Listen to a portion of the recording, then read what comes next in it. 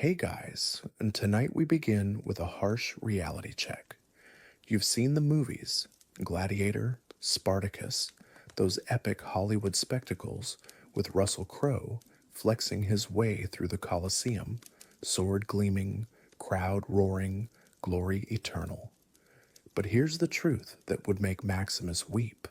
The real life of a gladiator was nothing like what Hollywood sold you. It was brutal, short, and absolutely designed to break you in ways that would make modern military boot camp look like a spa retreat. Picture this. It's dawn in ancient Rome, somewhere around 100 CE. You're not waking up in a comfortable bed after a solid 8 hours of sleep. You're jolting awake on a straw mat in a cramped, windowless cell that smells like sweat, blood, and human desperation. The walls are thick stone, built not for comfort, but to contain you. Because that's what you are now. Not a warrior, not a hero, not even really a person. You're property. Expensive, dangerous property. Your cell is maybe 8 feet by 6 feet, smaller than most modern bathrooms. You share this space with another gladiator, assuming he survived yesterday's training. There's a bucket in the corner for waste, a wooden bowl for water, and absolutely nothing else. No pillow, no blanket, no personal belongings. Everything you once owned, everyone you once loved, that's all gone now. Your old life died the moment you were dragged through the gates of the Ludus, the gladiator school. The wake-up call isn't gentle. It's the crash of iron bars, the shouting of guards, the rattle of chains. Yes, you're chained, heavy iron shackles around your ankles, connected by just enough chain to let you shuffle forward but never run. The metal has already worn raw patches on your skin, and it will continue to do so every single day until you die, which statistically speaking won't be very long. You stumble to your feet, joints aching from sleeping on stone, muscles protesting from yesterday's punishment. Because in a gladiator school, every day is punishment. Every breath you take is borrowed time that belongs to someone else. You exist for one purpose only, to die entertainingly in front of a crowd that sees you as less human than the exotic animals they feed to you. The other gladiator in your cell might not wake up at all. Disease runs rampant in these places. Close quarters, poor sanitation, open wounds that never properly heal. Men die of infections from training cuts, from fever, from dysentery, from despair. When someone doesn't wake up, the guards drag the body away and throw in another terrified soul to take his place. The cycle never stops. But let's say you and your cellmate both survive the night. Congratulations. You get to face another day in this nightmare. The guards are already shouting, iron-tipped spears pointing through the bars. Time to move, time to train, time to prepare for the day when you'll be forced to kill or be killed while thousands of Romans cheer for your blood. This isn't the noble brotherhood of warriors Hollywood showed you. This is systematic dehumanization wrapped in spectacle and sold as entertainment. You made it through the trials by fire, the scorching heat, and the roaring crowds. Your gladiator master has been satisfied with your performance, and somehow, against all odds, you've managed to survive another day in the arena. But here's the thing about being a gladiator in ancient Rome. Survival today doesn't guarantee tomorrow. And as you're dragged back to your cell, bloodied but breathing, the reality of what comes next begins to sink in. This isn't a movie where the hero gets to rest between fights. This is real life, and real life for a gladiator means your body is now a commodity that needs to be maintained, repaired, and prepared for the next brutal encounter. Because in Rome, the show must always go on. Let's talk about what happens when the crowds go home and the sand is swept clean of blood. Because this is where the Hollywood version completely falls apart and the true horror of gladiatorial life reveals itself. First, there's the matter of your wounds. And trust me, you have wounds. Even if you won your fight, even if you were the crowd favorite, your body has taken damage that would send a modern athlete to the hospital for weeks. But you're not going to a hospital. You're going back to a cramped, poorly ventilated cell where infection spreads faster than gossip in the Roman Forum. Roman medicine, while advanced for its time, was still brutally primitive by our standards. There was no understanding of bacteria or viruses. Wounds were cleaned with wine or vinegar if you were lucky, honey if your owner was feeling generous, and sometimes just left to fester if resources were tight. Broken bones were set without anesthesia. Deep cuts were stitched with whatever thread was available. And if gangrene set in, well, amputation was performed with the same tools used to butcher animals. The gladiator school's medical staff, such as it was, consisted of a few slaves who had picked up basic wound care through trial and error. They weren't doctors in any real sense. They were more like battlefield medics, focused on getting you functional enough to fight again, rather than actually healing you properly. Their job wasn't to make you comfortable, it was to keep you alive long enough to generate more profit. Pain management was non-existent. There was no morphine, no painkillers beyond perhaps some wine or opium if you were incredibly valuable. Most gladiators simply learned to live with constant pain, broken ribs that never healed properly, joints that ached every morning, scars that pulled tight when the weather changed. This was the baseline of existence. And here's something the movies never show you: the psychological toll of repeated trauma. Modern soldiers suffer from PTSD after experiencing combat. Imagine what it would do to your mind to face life or death situations for entertainment over and over again, sometimes multiple times per month during peak season.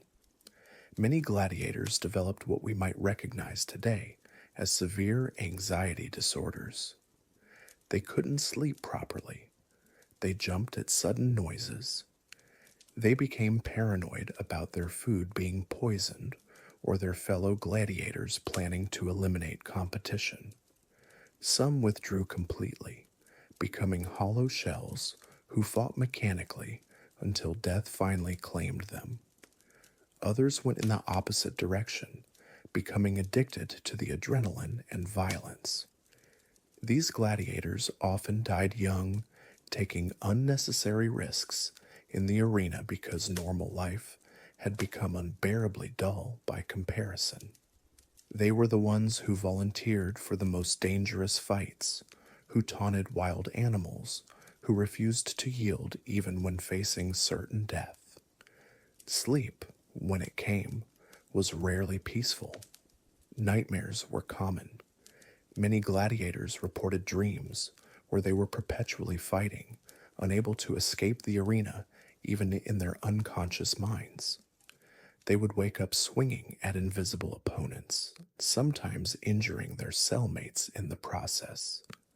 But let's talk about something even more disturbing: the dehumanization process that occurred between fights. Because while you might have been cheered as a hero in the arena, the moment you stepped back into the gladiator school, you returned to being property. Valuable property, perhaps, but property nonetheless. Your diet was carefully controlled, not for your health, but for your appearance. Gladiators were often fed a diet heavy in barley and beans, foods that would build bulk and muscle mass quickly. But this wasn't about making you strong, it was about making you look strong.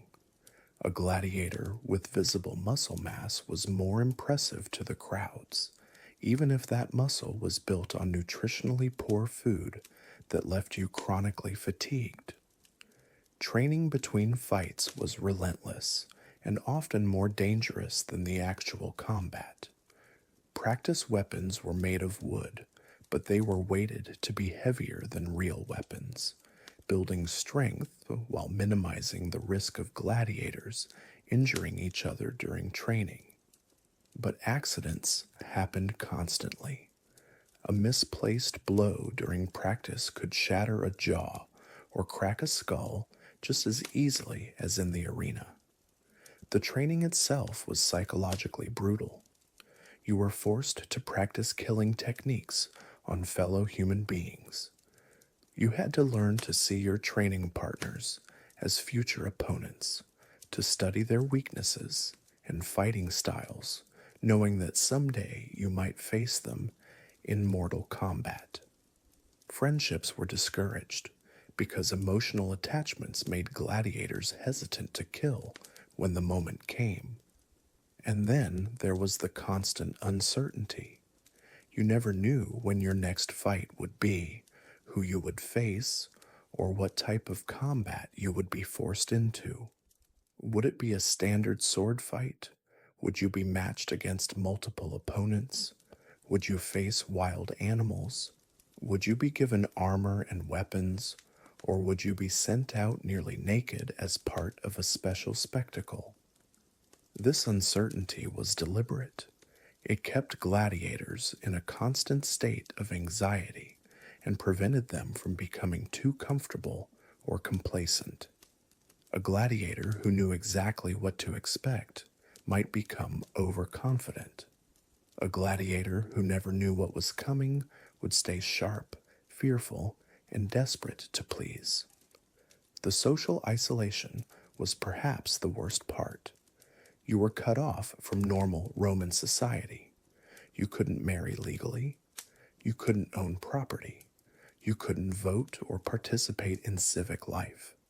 You existed in a strange liminal space, famous but enslaved, celebrated but despised, feared but powerless. Even successful gladiators who earned enough money to buy their freedom often found themselves unable to integrate back into normal society. They were marked men, recognizable by their scars and their reputations. Former gladiators often ended up as bodyguards, trainers, or returning to the arena as free men because they literally didn't know how to do anything else. The average career of a gladiator lasted about 3 to 5 years, not because they retired, but because they died. Those who survived longer often did so by becoming specialists in less lethal forms of combat, or by developing reputations that made them too valuable to risk in truly dangerous fights. But even these fortunate few lived with the knowledge that their luck could run out at any moment. Some gladiators tried to escape, of course. The most famous example is Spartacus, who led a massive slave rebellion that terrified Rome for several years. But for every Spartacus, there were hundreds of gladiators who attempted escape and were caught. The punishments for attempted escape were designed to be worse than death. Crucifixion was common. Being thrown to wild animals without weapons or armor was another favorite. Sometimes escaped gladiators were simply beaten to death in front of their fellow fighters as an example. And here's perhaps the most tragic aspect of life between the fights: hope. Because despite everything, many gladiators clung to the hope that they might somehow earn their freedom, might survive long enough to see life outside the arena again. This hope was both what kept them alive and what made their suffering more acute. A man without hope might give up and die quickly. A man with hope would endure years of agony for the slim chance of eventual freedom. The gladiator schools encouraged this hope because it kept their fighters motivated. They would tell stories of gladiators who had earned their freedom, who had been granted the wooden sword that symbolized retirement from combat. But they rarely mentioned that most of these freed gladiators had died within a few years anyway, their bodies too broken to sustain normal life. Between fights, gladiators lived in a state of suspended animation. They weren't truly alive because they had no control over their lives. But they weren't dead either because they still had to face tomorrow's training, tomorrow's uncertainty, tomorrow's potential trip back to the sand. They existed in a perpetual present tense, unable to plan for a future they might not have, unable to escape a past that had led them to this place. So when you think about the life of a gladiator, don't just imagine the moment of combat in the arena. Imagine the hours, days, weeks, and months between those fights. Imagine living with pain that never fully heals, fear that never fully subsides, and hope that might never be fulfilled. Imagine being simultaneously the most celebrated and most pitied people in Roman society.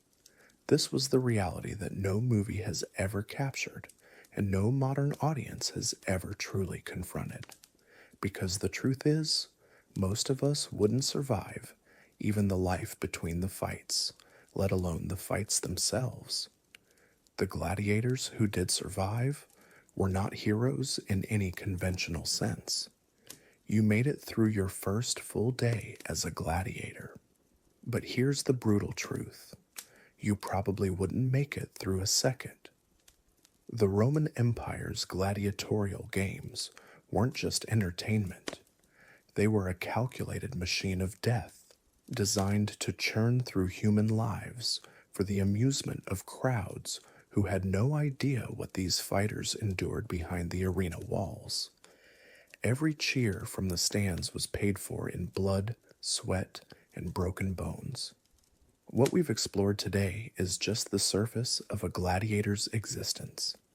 The cramped, suffocating cells where dozens of men slept shoulder to shoulder in their own filth. The relentless training that turned your body into a weapon while destroying it piece by piece. The crude medical care that kept you alive just long enough to fight again. The constant psychological torture of never knowing if today would be your last. But perhaps the cruelest aspect wasn't the physical punishment or even the threat of death. It was the hope, the dangling promise of freedom that kept gladiators fighting when every rational part of their minds screamed to give up. Most would never see that freedom. They'd die in the sand, forgotten by history, remembered only as entertainment for an empire that viewed them as less than human. The gladiators who did survive their careers often faced a different kind of death. Crippled by injuries, rejected by society, unable to function in a world that had no place for broken warriors. Their scars told stories that no one wanted to hear. Modern movies have turned gladiators into heroes, symbols of courage and honor, fighting against tyranny. The reality was far darker. These were enslaved people, prisoners of war, and condemned criminals forced to kill or be killed for the pleasure of others. Their glory was manufactured by an empire that needed spectacle to distract from its own cruelty. So no, you wouldn't survive a gladiator's life, not because you lack courage or strength, but because it was designed to be unsurvivable. The fact that any gladiators lived through their ordeals isn't a testament to the system's mercy, but to the incredible resilience of the human spirit under the most brutal circumstances imaginable. The next time you watch a film about gladiators, remember this. Behind every sword thrust and shield bash was a person who never chose this life, fighting not for glory, but simply for the chance to see another sunrise. Their real victory wasn't in the arena, it was in maintaining their humanity in a world determined to strip it away. The gladiators are gone, but their story remains. You've been feeling it for weeks now, that gnawing sensation deep in your stomach, the constant ache in your lower back, the fever that comes and goes like a warning bell you can't silence. In our modern world, you'd reach for antibiotics, schedule a doctor's appointment, maybe pop some ibuprofen and carry on with your day. But strip away the sterile hospitals, the prescription medications, the centuries of medical advancement, and you're left with something far more terrifying.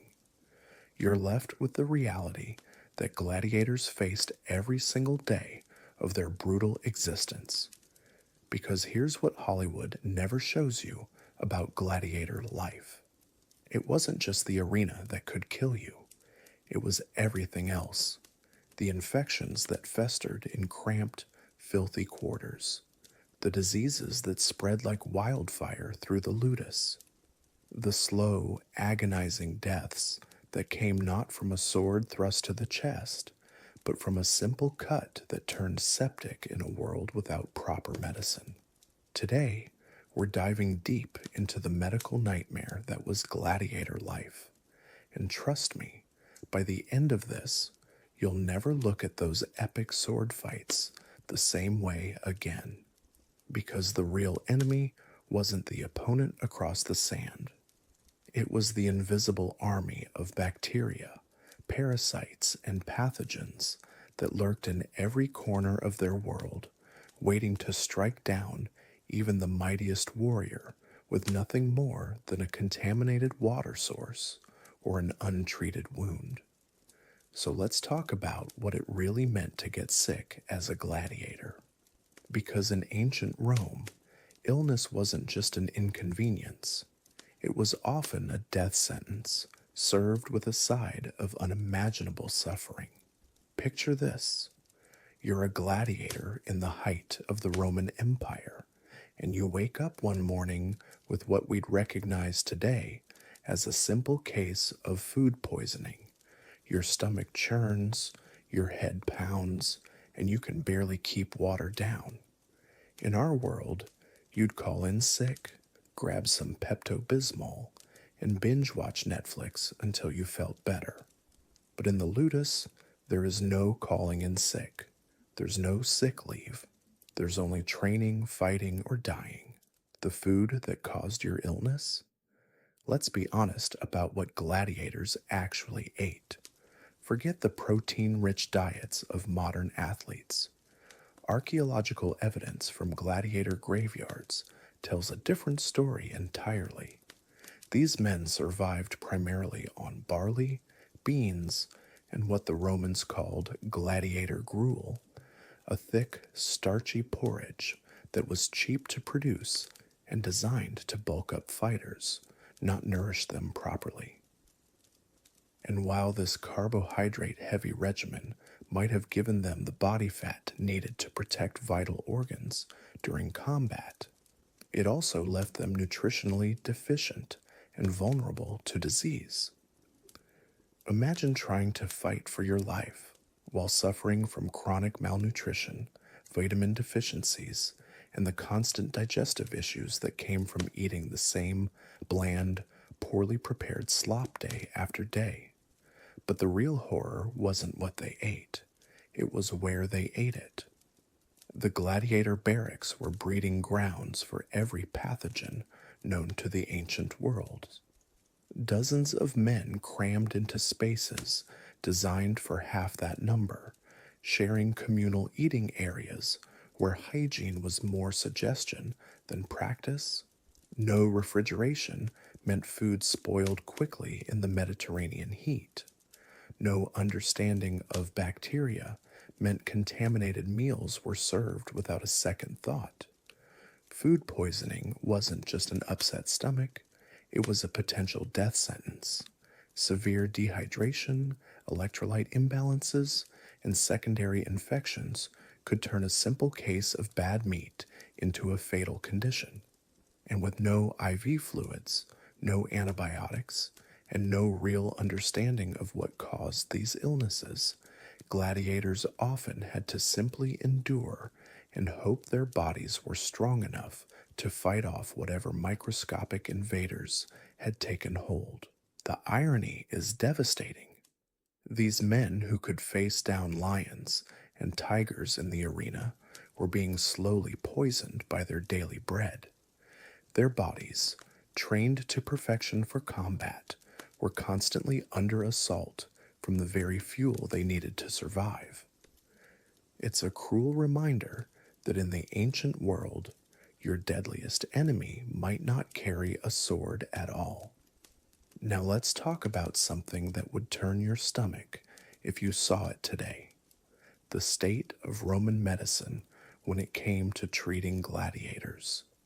Because when you got sick in the ludus, you weren't exactly dealing with the Mayo Clinic.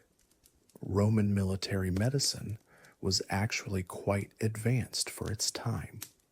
Army surgeons had developed sophisticated techniques for treating battlefield injuries, removing arrows, and even performing basic surgery. But here's the catch: gladiators weren't soldiers, they were property, and the medical care they received reflected that brutal reality. The gladiator's medicus was often a former slave himself, someone who had learned basic wound treatment through trial and error rather than formal training. His medical kit was a horror show by modern standards: crude iron instruments that were rarely, if ever, sterilized, bone saws that doubled as woodcutting tools, needles made from fish bones or bronze that left jagged wounds even when they were supposed to heal. When you fell ill with fever, the treatment might involve bloodletting, the practice of deliberately cutting you open to drain bad blood from your system. Imagine being already weakened by illness, only to have someone slice into your veins with a rusty blade, further depleting your body's ability to fight off infection. The theory was that illness came from an imbalance of bodily humors, so the solution was often to make you even weaker until the balance was supposedly restored. Herbal remedies were common, but their effectiveness was hit or miss. Willow bark, which we now know contains a compound similar to aspirin, might actually help with pain and fever. But for every useful treatment, there were a dozen that ranged from useless to actively harmful. Drinking mercury for stomach ailments, applying lead-based poultices to wounds, using moldy bread as an antiseptic, which interestingly sometimes worked due to natural penicillin, but more often just introduced new infections. The most chilling aspect was the complete lack of understanding about contagion. Sick gladiators weren't isolated. They were kept in the same cramped quarters as healthy ones. The same dirty rags were used to treat multiple patients. Surgical instruments passed from one infected wound to another without so much as a rinse in between. And if you were too sick to train or fight, well, that's where the economics of gladiator ownership became truly brutal. A gladiator who couldn't perform was a gladiator who wasn't making money. The pressure to return to training before you were fully healed was immense. Partially recovered fighters were pushed back into combat, their weakened immune systems making them easy targets for both opponents and opportunistic infections. The result was a medical system that often killed more gladiators than it saved, where the cure was frequently worse than the disease, and where your survival depended less on the skill of your healer and more on the raw resilience of your own immune system. But the real nightmare of gladiator healthcare wasn't just the bad medicine, it was the environment that made sickness inevitable in the first place. Let me paint you a picture of the ludus that will make your skin crawl. Imagine the worst college dormitory you've ever seen. Multiply the overcrowding by 10, remove all modern sanitation, and then fill it with men who spend their days bleeding, sweating, and literally rolling around in sand mixed with human and animal blood. That was home for a gladiator. The typical ludus housed anywhere from 50 to several hundred fighters in spaces that would be condemned as uninhabitable by today's standards. Multiple men shared cells barely large enough for one person. Privacy didn't exist. Personal hygiene was a luxury that most couldn't afford, even if they'd had access to proper facilities. The latrines, when they existed at all, were communal affairs, stone benches with holes cut in them, positioned over flowing water or deep pits. No toilet paper, just communal sponges on sticks that were rinsed in salt water between uses. The same sponge that had just cleaned the previous person's waste was handed to you with barely a thought about disease transmission. Bathing was sporadic at best. Most gladiators might get access to proper bathing facilities once a week, if they were lucky. The rest of the time, they made do with cold water and coarse soap, if soap was available at all.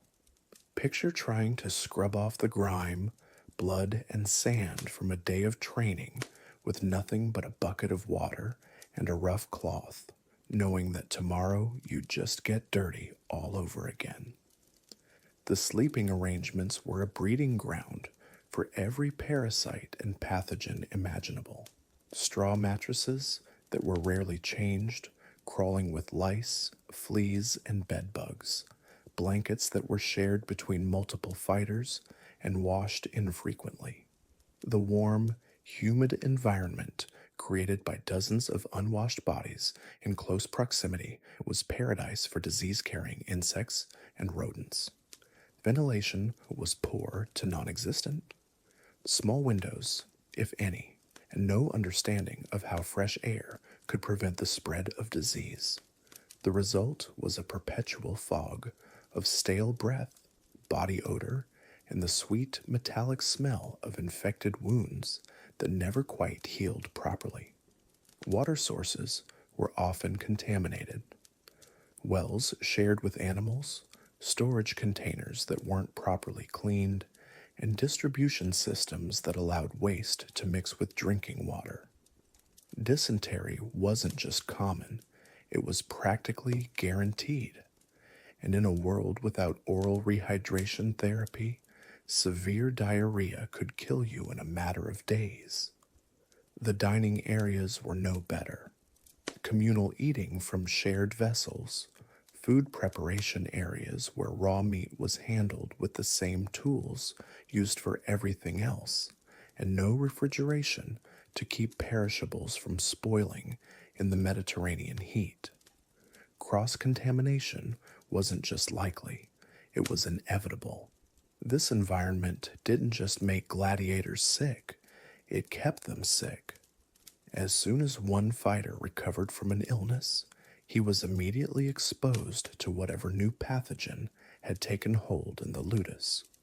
It was a never-ending cycle of infection, partial recovery, and reinfection that slowly wore down even the strongest constitutions. The gladiators weren't just fighting each other in the arena. They were fighting a constant biological warfare that their own living conditions waged against them every single day. Now let's talk about something that would absolutely horrify modern athletes. What happened when gladiators got injured during training? Because in a world without emergency rooms, even minor injuries could become life threatening catastrophes. Training injuries were inevitable when your daily routine involved swinging sharp weapons at other human beings. Cuts, bruises, sprains, and broken bones were as common as sunrise. But the treatment of these injuries reveals just how expendable gladiators really were in the eyes of their owners.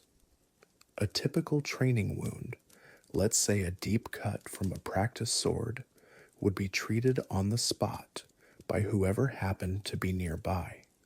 No sterile environment, no trained medical professional, just another fighter or a trainer with basic first aid knowledge applying whatever treatment was available. The wound would be washed with whatever water was at hand, often the same water used for drinking, cooking, and cleaning, and then bandaged with strips of cloth that had seen better days. Infection was almost guaranteed. Without antibiotics or even a basic understanding of sterile technique, bacteria invaded these wounds as surely as arrows found their mark.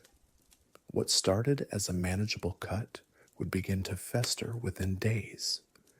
The edges would turn red and swollen, pus would form, and the distinctive smell of rotting flesh would announce that gangrene had set in.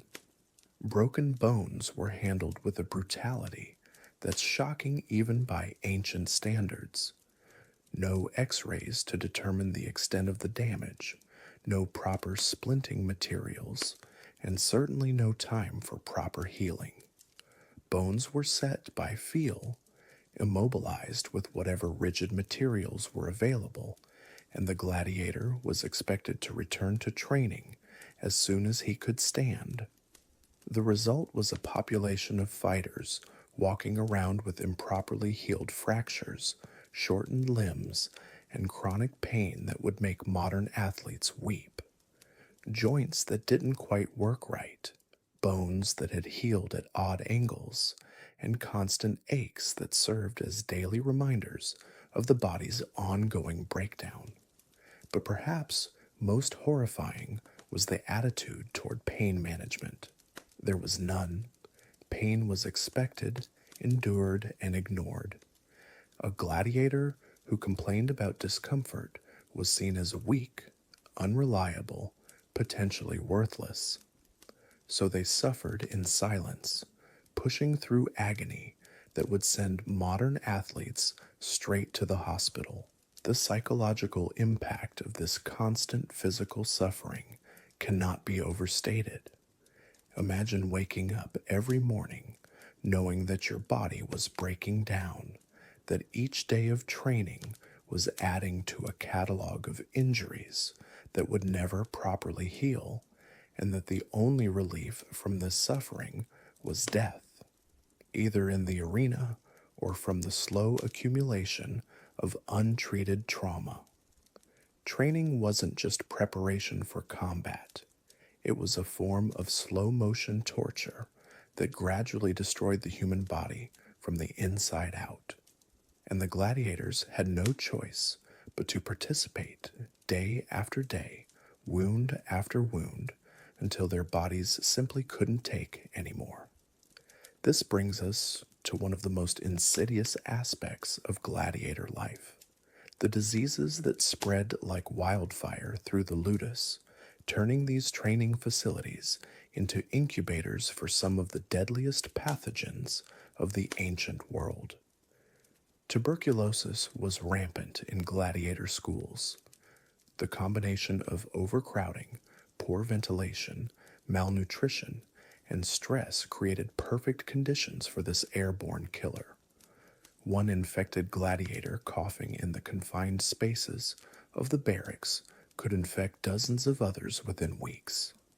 The disease would spread silently at first, a persistent cough here, some weight loss there, before exploding into a full-blown epidemic.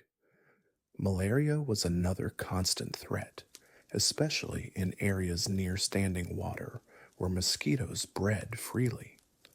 The cyclical fevers and chills would leave even the strongest fighters weakened and vulnerable. Without quinine or any effective treatment, gladiators would suffer through recurring bouts of illness that slowly sapped their strength and shortened their lives. Typhoid fever, spread through contaminated water and food, was a particularly brutal killer. The high fever, severe headaches, and intestinal bleeding could kill within weeks. And because the symptoms were often mistaken for other illnesses, infected gladiators continued to train and eat with their companions, spreading the disease throughout the ludus before anyone realized what was happening. Dysentery was so common it was practically considered normal. The constant diarrhea, dehydration, and abdominal pain were just part of life for most gladiators. But severe cases could lead to dehydration so extreme that fighters would collapse during training, their bodies simply unable to retain enough fluids to function.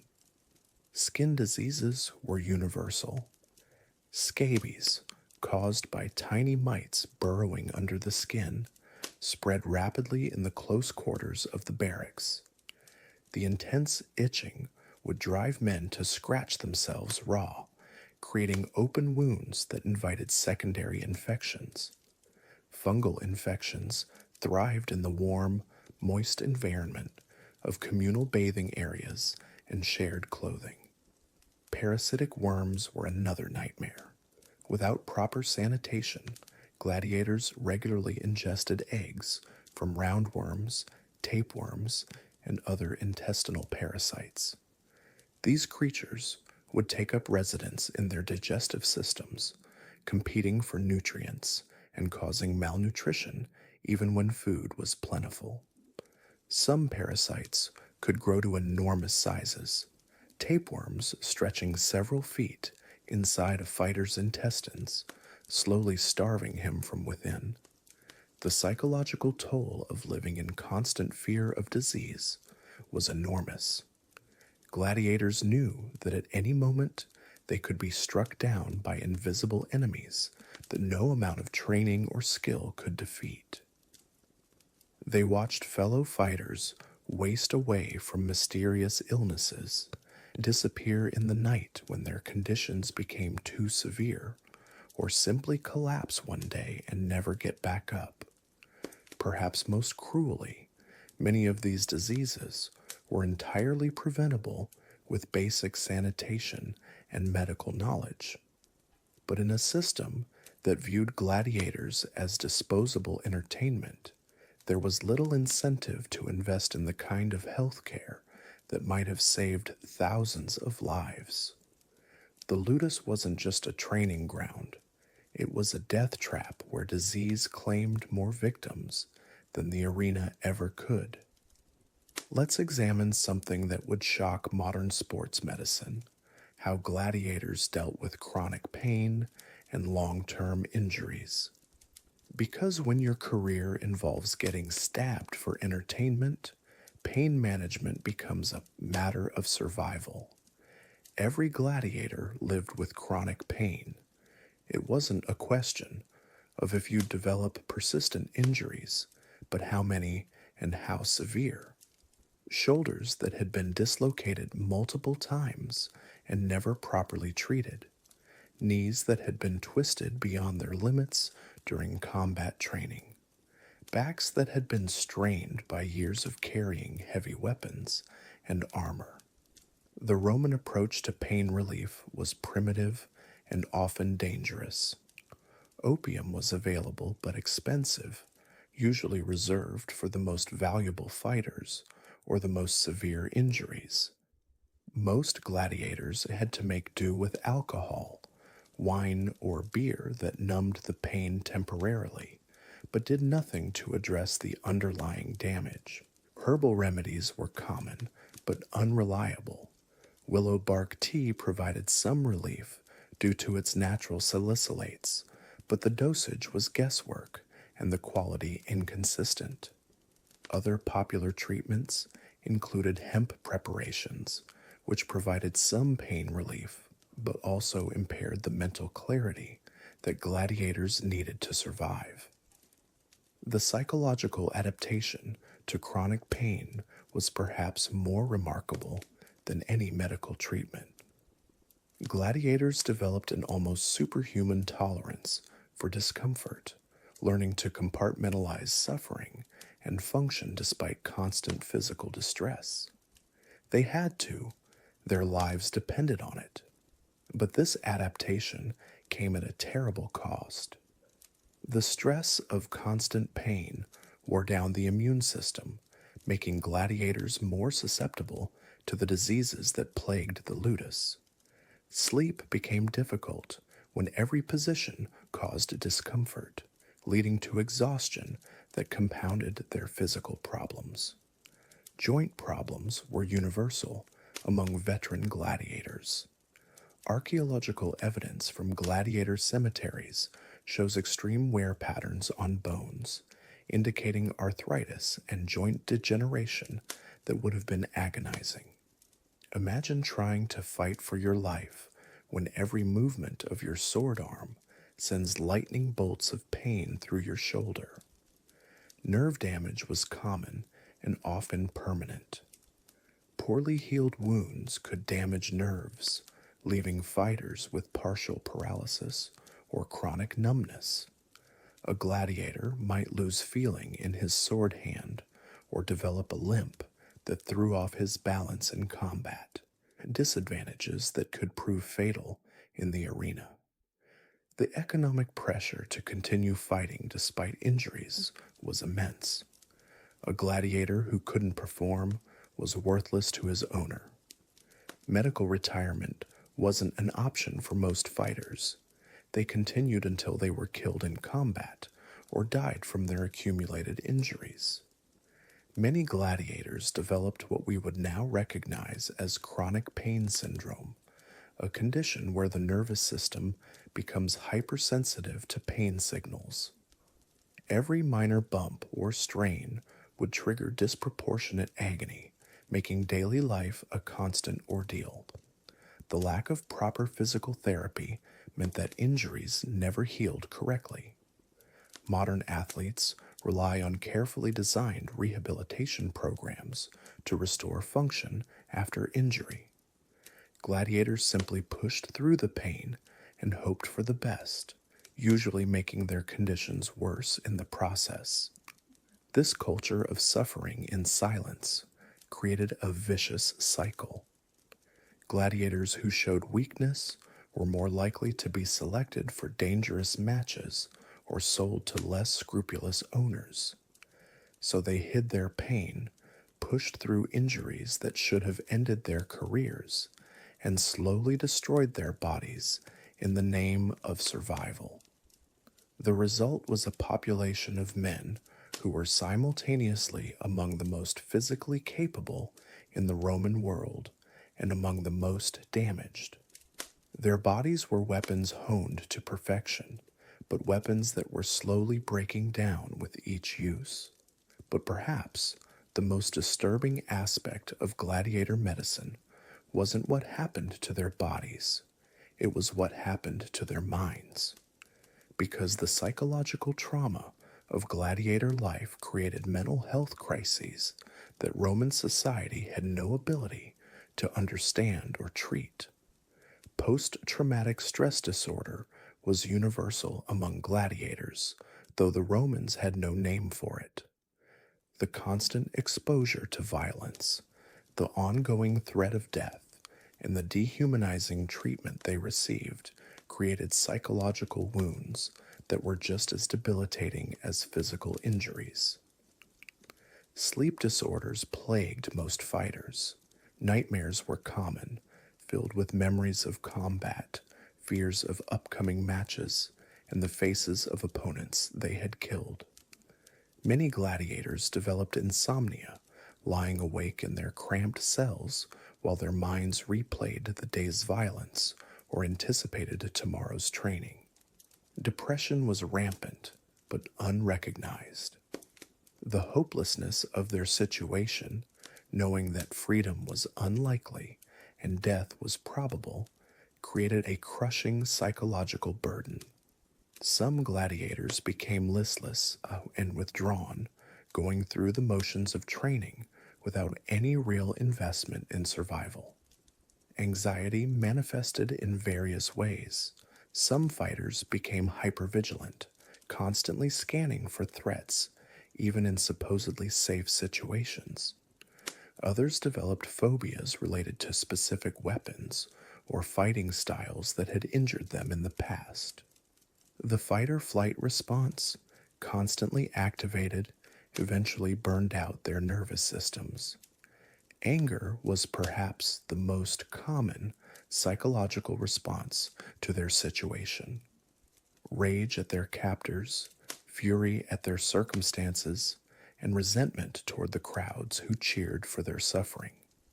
This anger could be useful in combat, but it also made gladiators unpredictable and dangerous to be around. Substance abuse was common as the gladiators sought any escape from their psychological torment.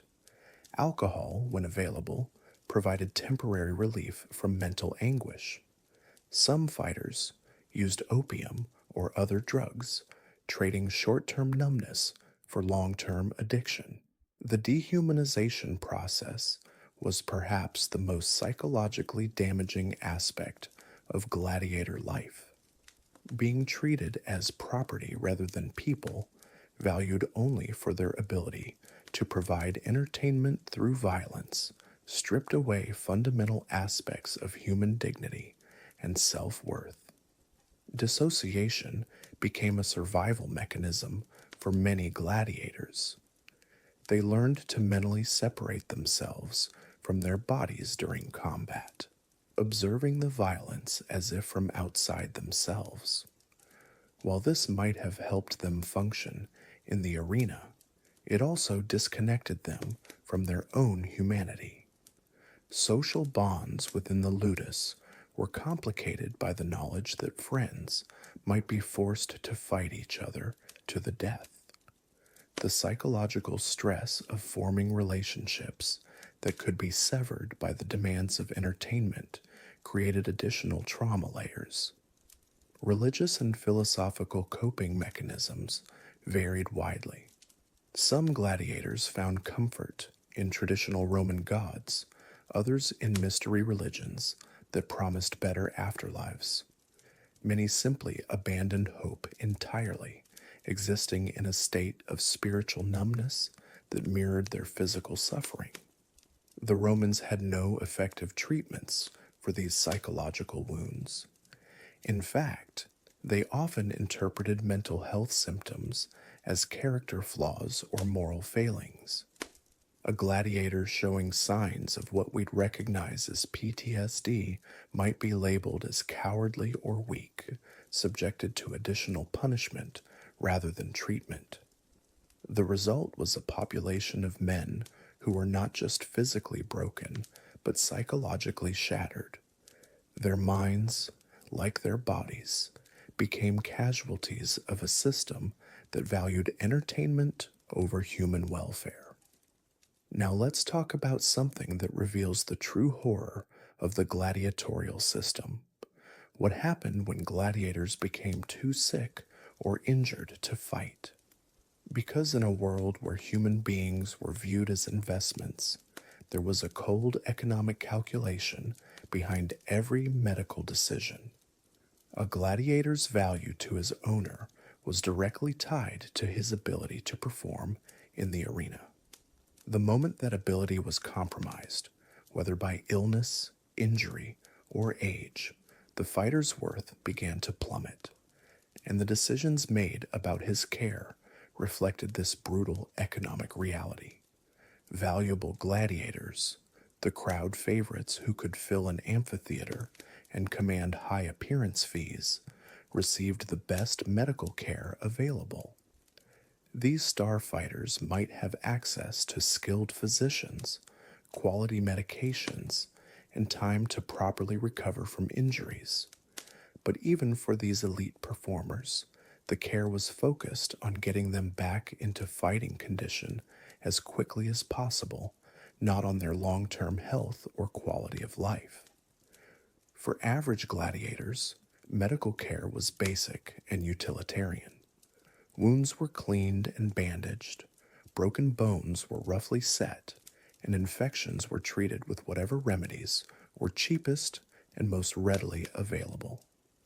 The goal wasn't to heal them properly, it was to get them functional enough to continue training and fighting. For the least valuable gladiators, the old, the repeatedly injured, or those who had never shown much promise, medical care was minimal or non-existent. These fighters were essentially written off as business losses. They might receive basic treatment for obvious wounds, but chronic conditions, developing illnesses, or complex injuries were often ignored. The economic pressures created a horrifying triage system. Gladiators with treatable conditions that could heal quickly received attention. Those with injuries or illnesses that would require extended recovery time were often abandoned to their fate. After all, feeding and housing a non-performing gladiator was a drain on resources that could be better spent on healthy fighters. Some owners operated under a replacement model. It was cheaper to buy new gladiators than to invest in expensive medical care for injured ones. This was particularly true for recently captured prisoners of war or newly enslaved criminals who could be acquired relatively cheaply and quickly trained for basic combat. The psychological impact on gladiators of this medical apartheid was devastating. They knew their worth was measured solely in terms of their fighting ability. A serious injury wasn't just a threat to their health, it was a potential death sentence, not from the injury itself, but from the abandonment that would follow. Gladiators often hid injuries and illnesses to avoid being classified as worthless. They would fight through pain that should have sidelined them, train with injuries that needed rest, and push their bodies beyond reasonable limits rather than risk being discarded. The result was a medical system that often made injuries and illnesses worse rather than better. Fighters who might have recovered with proper care instead developed chronic conditions or permanent disabilities. What should have been temporary setbacks became career-ending catastrophes. Even successful gladiators lived with the knowledge that their privileged medical status was temporary. Age, accumulated damage, or a single severe injury could instantly transform them from pampered performers to medical pariahs. This uncertainty created additional psychological stress that further compromised their health and well-being. The truly disturbing aspect of this system was its efficiency from a purely economic standpoint. By ruthlessly calculating the cost-benefit ratio of medical care, gladiator owners maximized their profits while minimizing their expenses. The human cost of this efficiency was simply irrelevant to the decision-making process. This brings us to one of the most heartbreaking aspects of gladiator medicine, the complete absence of preventive care. In our modern world, we focus heavily on preventing illness and injury before they occur. But for gladiators, prevention was a luxury that their owners rarely bothered to provide. The concept of preventive medicine existed in Roman society, but it was reserved for free citizens who had the wealth and social status to afford it. Wealthy Romans understood the value of good nutrition, regular exercise, and proper hygiene. They built elaborate bathhouses, hired personal physicians, and invested heavily in maintaining their health. Gladiators, despite being elite athletes whose physical condition directly affected their market value, received almost none of these preventive benefits. It's a contradiction that reveals the fundamental dehumanization at the heart of the gladiatorial system. These men were simultaneously treated as valuable property and expendable commodities. Basic nutrition, the foundation of any prevention program, was deliberately neglected. The gladiator diet was designed to be cheap and filling, not healthy. The barley-heavy meals provided calories but lacked essential vitamins and minerals. Scurvy from vitamin C deficiency, night blindness from vitamin A shortage, and various other nutritional disorders were common. Regular medical checkups didn't exist for gladiators. There was no system for monitoring their health, catching developing problems early, or addressing minor issues before they became major catastrophes. A gladiator might train for months with a developing condition that could have been easily treated if caught early, only to have it explode into a life-threatening crisis. Vaccination, while primitive in the Roman era, was practiced for some diseases, but gladiators were rarely given access to these preventive treatments. The investment in prevention wasn't considered worthwhile for people who might die in the arena regardless. Stress management, which we now know is crucial for immune system function, was non-existent. Gladiators lived in a state of constant psychological pressure that weakened their natural defenses against disease. The very conditions of their existence, the overcrowding, the violence, the uncertainty, created an environment where illness flourished. Physical conditioning programs were focused solely on combat effectiveness, not on overall health in injury prevention. Modern athletes train with careful attention to preventing overuse injuries, maintaining flexibility, and building balanced strength. Gladiator training was brutal and one-dimensional, creating muscular imbalances and movement patterns that virtually guaranteed injury.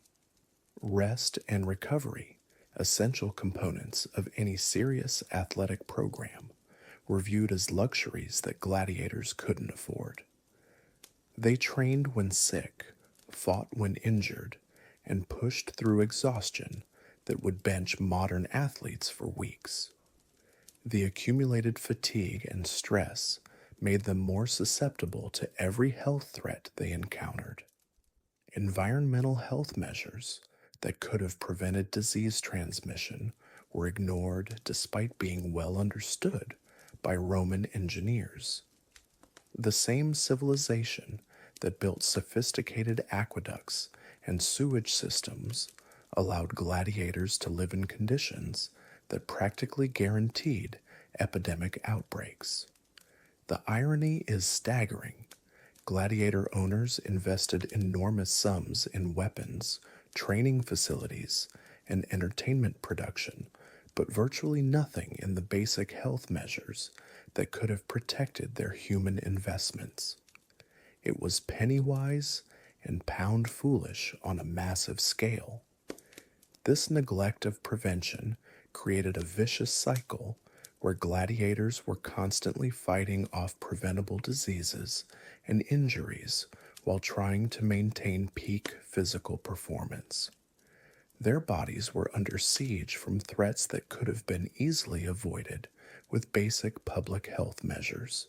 The result was a population of elite athletes who were simultaneously among the most physically capable and most medically vulnerable people in the Roman world.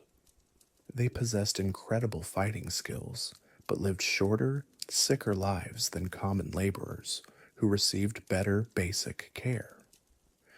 Now let's examine the final, most chilling aspect of gladiator healthcare. What happened when the system gave up on you entirely?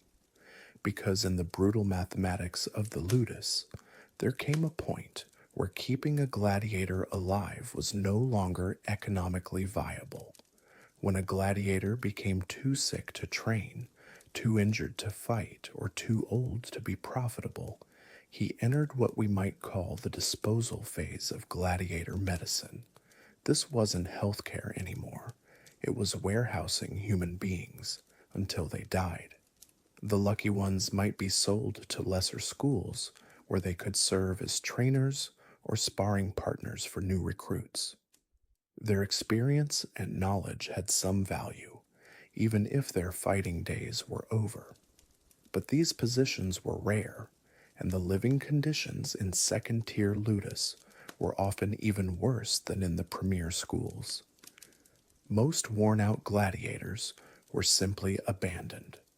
They might be given basic shelter and minimal food, not out of compassion, but because letting them die too obviously would be bad for morale among the remaining fighters. But medical care ceased entirely.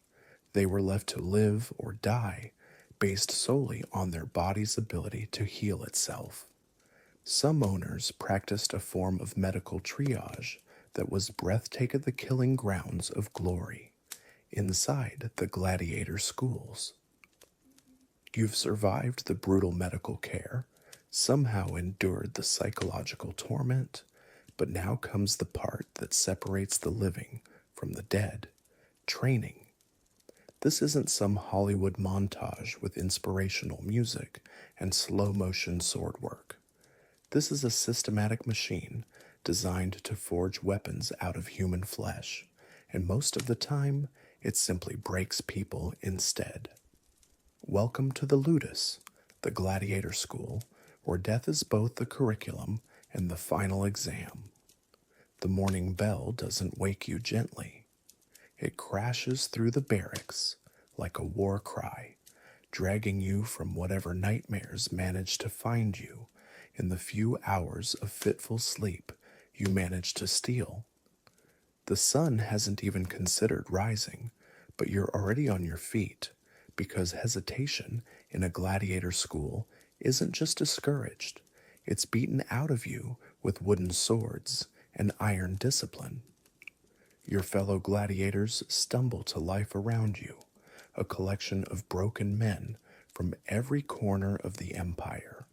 Former soldiers who backed the wrong general, criminals whose crimes weren't quite severe enough for immediate execution, slaves purchased specifically for their size and strength, and the occasional volunteer who thought glory in the arena was preferable to starvation in the streets. All of you united by one simple truth: you're here to learn how to die entertainingly. The lanista, your trainer and owner, surveys his property with the cold efficiency of a cattle merchant. He's calculating investment versus return, weighing the cost of feeding you against your potential earnings in the sand. You're not a student to him. You're livestock with a sword, and livestock that can't perform gets sold to the mines or worse. Training begins before breakfast because hunger sharpens focus, or so the theory goes. In practice, it just makes you dizzy while someone tries to cave in your skull with a practice weapon.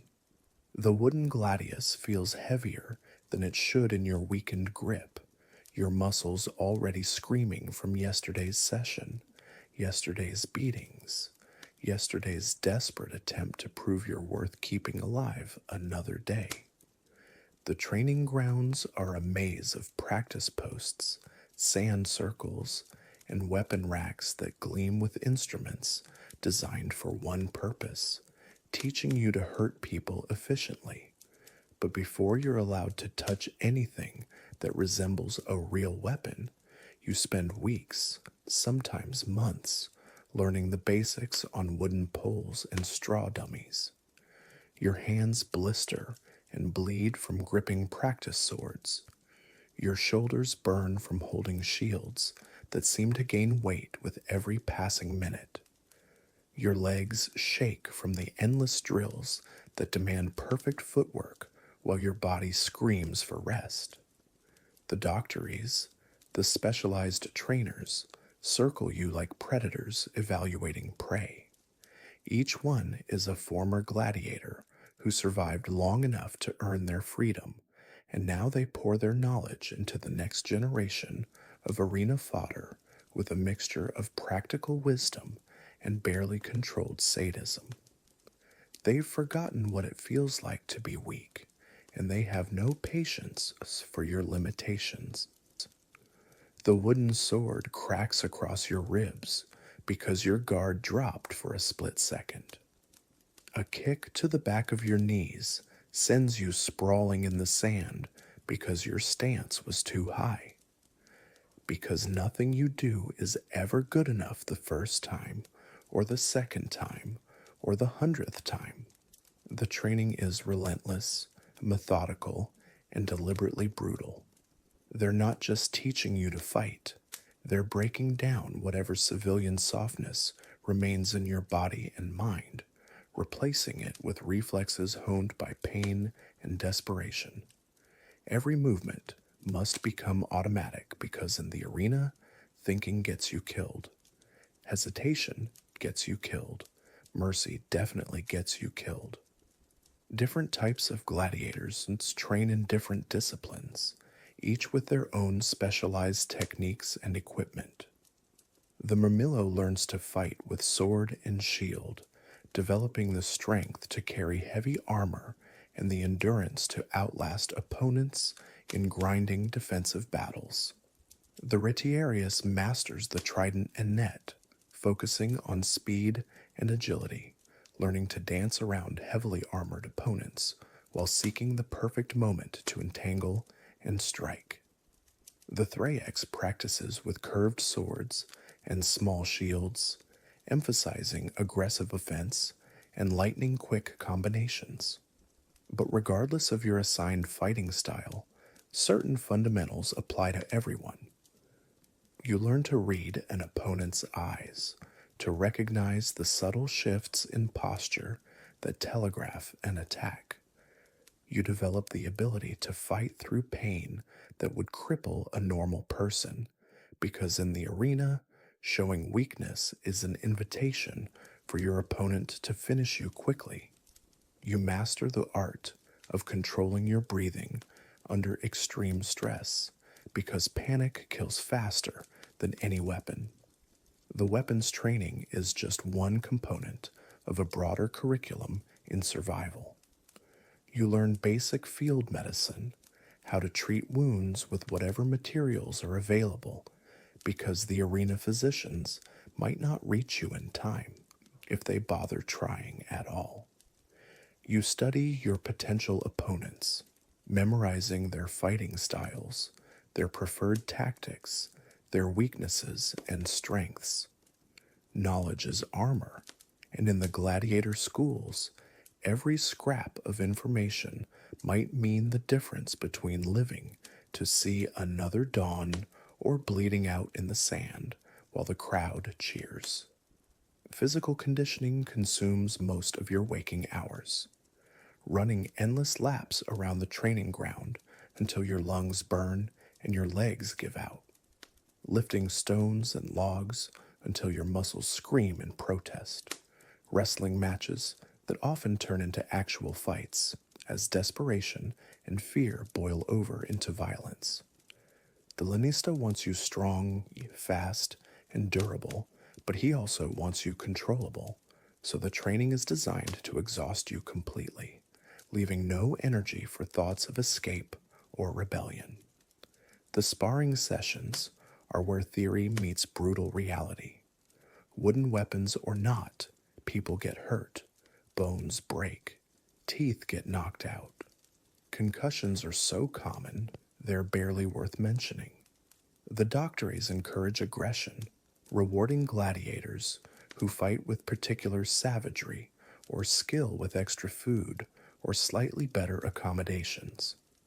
This creates a vicious competition among the trainees, turning potential allies into rivals who who see each other's success as a threat to their own survival.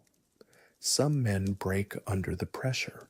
They simply stop fighting back during training, accepting the beatings with vacant eyes and slack faces.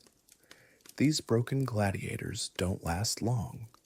Either they're sold off to work in the mines, or they're given to the newer trainees as practice targets for actual weapons. The ludus has no room for the weak-willed, and mercy is a luxury that costs too much to maintain. Others embrace the violence with an enthusiasm that's equally disturbing. They throw themselves into the training with a ferocity that borders on madness, seeking to inflict as much damage as possible on their sparring partners.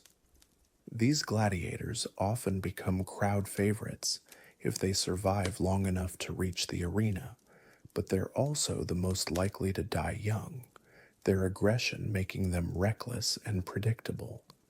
The smart ones, the survivors, learn to walk the line between these extremes. They train hard enough to avoid punishment, fight viciously enough to earn respect, but conserve their energy and avoid unnecessary risks. They form quiet alliances with other gladiators, sharing information and watching each other's backs during the more dangerous training exercises. They study the doctores and the lanista, learning to read their moods and anticipate their demands. But even the smartest, strongest, most adaptable gladiators face challenges that no amount of training can fully prepare them for. The psychological pressure of knowing that all this preparation is leading toward a public death sentence wears on everyone differently. Some develop a fatalistic acceptance, embracing the idea that they're already dead and treating each day as borrowed time. Others maintain desperate hope that they'll somehow earn their freedom through exceptional performance in the arena. The training never truly ends, even after you've been deemed ready for actual combat. Between arena appearances, gladiators continue drilling, sparring, and honing their skills. New techniques are introduced based on the fighting styles of upcoming opponents. Weaknesses exposed in previous fights are addressed through targeted training. The ludus is a machine that consumes human potential and produces entertainment, and that machine never stops running. As weeks turn to months, your body adapts to the punishment in ways that would seem impossible to your former civilian self. Muscles develop that you didn't know existed. Your pain tolerance increases to levels that would shock physicians. Your reflexes become so sharp that you can react to threats before your conscious mind even recognizes them. But these physical adaptations come at a cost that goes beyond the obvious scars and injuries. The constant violence changes how you think, how you see the world, how you relate to other people. Every interaction becomes a potential threat assessment. Every gesture is analyzed for aggressive intent. You start to view other gladiators not as fellow sufferers, but as future opponents who might kill you if given the chance. Trust becomes a luxury you can't afford, friendship a weakness that could be exploited. The lanista and doctors understand this psychological transformation and use it to their advantage. They know that gladiators who see each other as human beings might hesitate in the arena, might show mercy that could cost them their lives and rob the crowd of the spectacle they paid to see. So the training is designed not just to teach fighting skills, but to strip away empathy, compassion, and the natural human reluctance to kill. By the time you're considered ready for the arena, you've become something that your former self wouldn't recognize. You're faster, stronger, more skilled with weapons than most soldiers. You can endure pain that would incapacitate normal people. You can make split-second decisions under lethal pressure.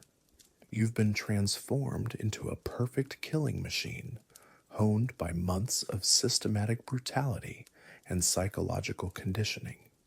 But here's the cruel irony that the gladiator schools never advertise. All that training, all that suffering, all that transformation is designed to prepare you for a career with an average lifespan measured in months, not years.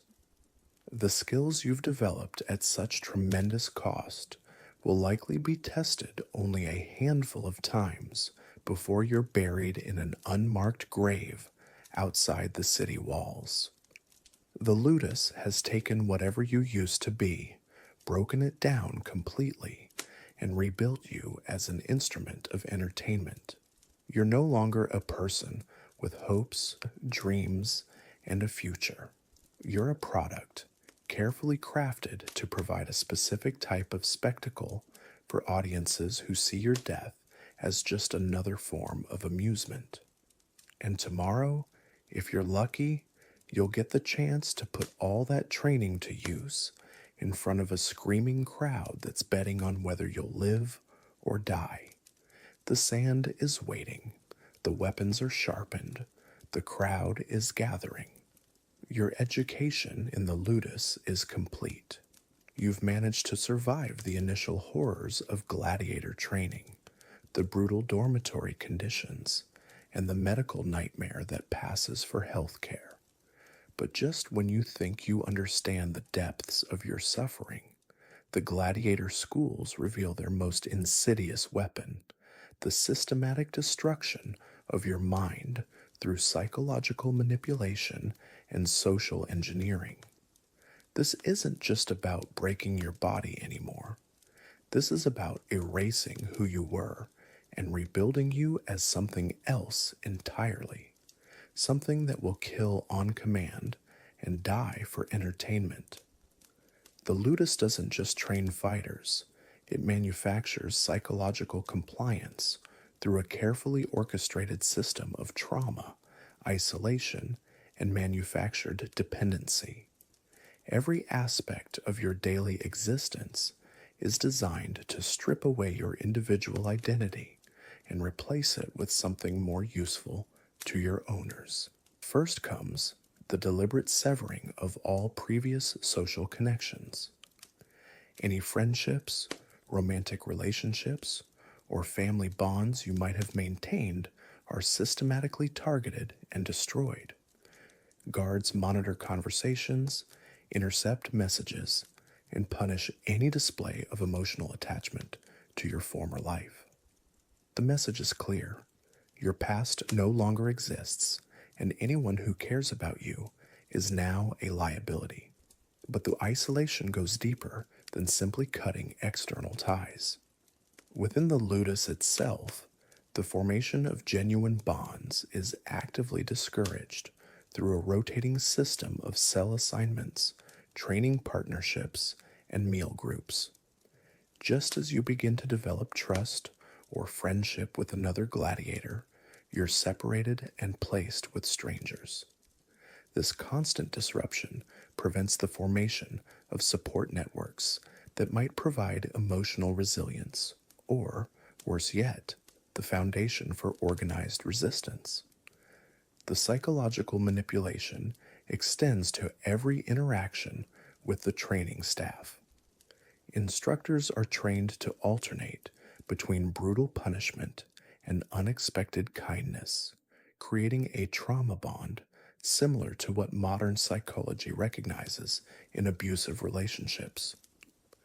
One day, a trainer might beat you unconscious for a minor mistake. The next day, the same trainer might share his personal food ration when you're injured, speaking to you with something resembling compassion. This deliberate inconsistency serves a specific purpose. It keeps you constantly off balance, never knowing what to expect, always hoping for approval from the very people who are destroying you. Your mind begins to crave those rare moments of kindness, and you'll do almost anything to earn them, even if it means betraying fellow gladiators or accepting increasingly degrading treatment. The ludus also employs what can only be described as competitive dehumanization. Gladiators are ranked not just by fighting ability, but by their willingness to embrace the system that enslaves them. Those who show enthusiasm for violence, who demonstrate cruelty toward other gladiators, or who report infractions to the guards, are rewarded with better food, improved sleeping arrangements, or reduced training punishments. This creates a vicious cycle where survival often depends on becoming complicit in your own dehumanization and that of others. The system doesn't just tolerate cruelty between gladiators, it actively encourages it as a means of preventing solidarity and maintaining control. Perhaps most insidiously, the ludus gradually convinces you that your worth as a human being is entirely dependent on your performance in the arena. Through a combination of verbal conditioning, social pressure, and the stark reality of witnessing what happens to those who fail to entertain the crowds, you begin to internalize the belief that you exist solely for the pleasure of others. Your trainers constantly reinforce this message. You are nothing without the arena. Your life has no meaning except in the moments when you're fighting for your survival while crowds cheer. Any sense of inherent human dignity or worth independent of your entertainment value is systematically eroded until you genuinely believe that death with honor in the sand is preferable to life without the roar of the crowd. The psychological conditioning is so thorough that many gladiators eventually develop a form of Stockholm syndrome with the entire system.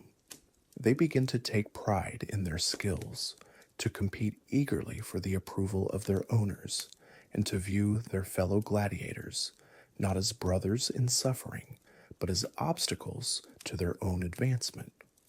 Some even begin to look down on free citizens as soft and worthless, having convinced themselves that only those who face death regularly in the arena truly understand what it means to be alive.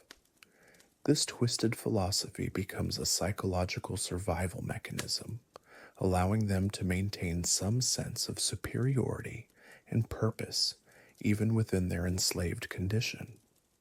But perhaps the most devastating aspect of this psychological manipulation is how it extends beyond the individual to destroy any possibility of collective resistance. The ludus doesn't just break individual spirits, it creates a culture where mutual exploitation and betrayal become normalized survival strategies. Gladiators learn to view each other as competition rather than allies. They're encouraged to report on each other's weaknesses, to sabotage each other's equipment, and to take advantage of others' injuries or emotional vulnerabilities.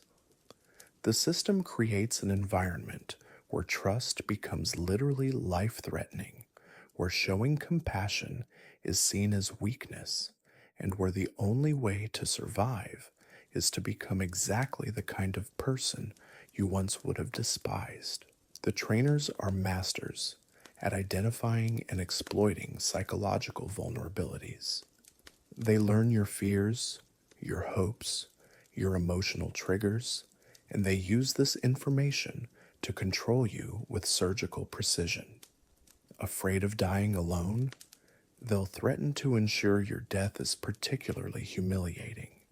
Still harbor dreams of freedom? They'll dangle false promises of manumission before snatching them away at the last moment. They understand that physical pain is temporary, but psychological wounds can last a lifetime. A broken bone heals, but a broken spirit becomes a permanent tool of control.